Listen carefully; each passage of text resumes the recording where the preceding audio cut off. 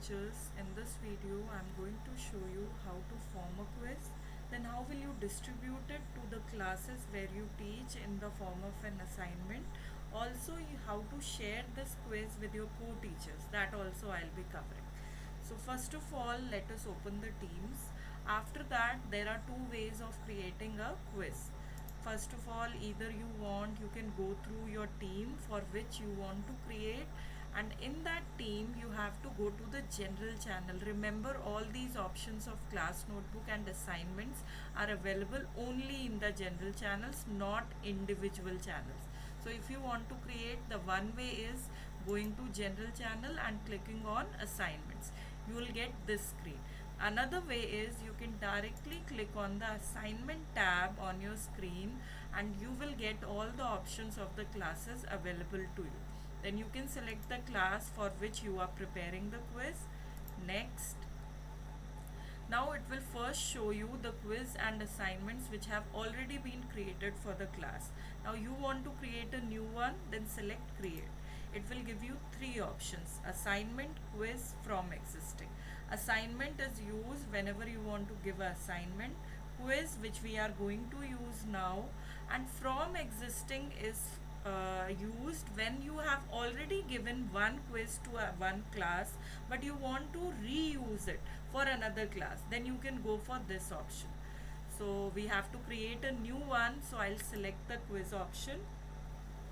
Now when you select quiz, it will automatically show you your previous quizzes which you have already made. So if you want to select any one of them, you can select, or you can go to the new quiz. For example, if I want to make a new quiz, I have selected that and it will open this screen. This will open in a new window, Google Chrome. So you have, if you don't have good network connectivity, you might have to wait for few seconds for this window to open. Now once you open this, the screen will look like this. The first thing we have to do is we have to give the title to our quiz. For example, if we are giving it for PT1 exam, we can name it as PT1. For example, if I am giving it for mathematics, so I'll name it PT1 mathematics, and in the bracket you can name the class and section for which you are preparing. For example, if you are preparing it for 7th D, you can write your class and section like this. Below this you have a box for description.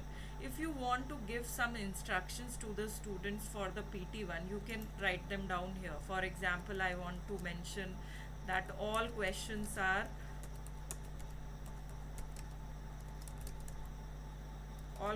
have to be attempted. This is my first instruction. Then if you want, you can also mention any specific instruction related to your subject. You can also write the maximum marks over here, that maximum marks for the quiz is 20. It all depends on you and your subject, so you can accordingly mention all the instructions over here.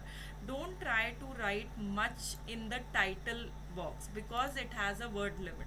So I would suggest whatever instructions you want to write, use the description box. Now you have to select the questions. You have four main options. The first one is multiple choice, second one is text, third is rating, date. Also you have ranking. Ranking can be used for maths teacher for arranging in ascending and descending order. Other than that, most of these we don't use. I will be explaining the multiple choice and text part in detail. For example, if I'm choosing the multiple choice question and I'm giving the question as find the value of. Now if you want to give an equation in this question, you can simply click on these three dots and you can select the math option. Once you select the math option, you have all these options available where you can use so many mathematical operations and symbols. For example, if I want to give a addition of fractions, I can write it in this manner. So it depends on you what kind of question you are giving, and that's it. Now you have given a mathematical equation, it will automatically show you some suggested results. It's on you. If you want to select all of them, you can do it. Simply add all. Now it has already chosen these options. If you want to add few extra options, you can enter them on your own. Now once you have given all the options, you have to select the right option. For example, as I chose the automatic options, it has already given me the correct answer. But if you want to do it manually, you just have to click on this tick. That's it. Now, important part is, for any quiz which you are preparing for PT1 exam, don't forget to select this required option. This means that this question is compulsory, as in till the time they don't attempt this question, they can't submit the quiz. So we have to do this for all 20 questions, so that no student skips any question. They attempt all 20. So this required is for that. Also, if you want, you can give multiple answers. Multiple answers means sometimes one question has two answers, so you can select those two options as correct answer. Till the time the student marks both of them, he or she will not get marks. So that is why multiple answers means आपको वो दोनों option, दोनों तीनों, that depends on you. Till the time the student doesn't select all two or all three, they won't be getting the marks. Now one more feature is there of shuffle options. Every time when you are giving a MCQ, multiple choice questions, this is mandatory. If you do this, every child will have a different set of different order of options. For example, over here I have 2410, someone else will have 1240, like that. So this is again compulsory. Now the second type of question which we'll be using is text. Text is, in simple words, one word answer. For example, if I want to say, which is the smallest